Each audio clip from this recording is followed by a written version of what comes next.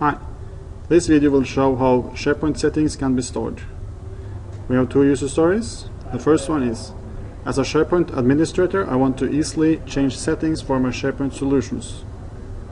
The second user story, as a SharePoint developer, I want easy access to custom SharePoint settings. Hi. We have placed our settings in Central Admin. When an IT professional SharePoint administrator goes into Central Admin, he can click Application Management and here find a new group of settings, Employee Check-in Administration, which is a new group here. He clicks the link and here he gets a form with the new settings he can set, which we are using in other parts of our solution. Typical settings can be web URLs, list names and other stuff. Here for instance we have placed a Google Maps key, so it's easy to change the map key if you want to do that. If you look a little bit behind the scenes in Open Visual Studio, these settings are stored as a persisted object on the SPFarm object. We have created a class here, skill ASPC settings, that derives from SPPersistedObject. Here we have our settings. It's properties that is decorated with the persisted flag.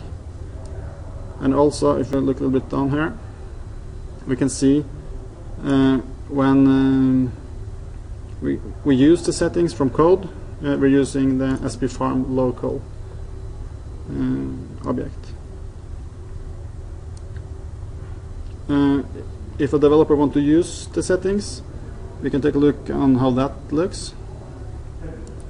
For instance here we get an instance of the skill SPC settings class by get settings from context, which automatically finds settings from the SPFarm object. And when the developer wants a specific setting, he just can type settings dot the decided settings.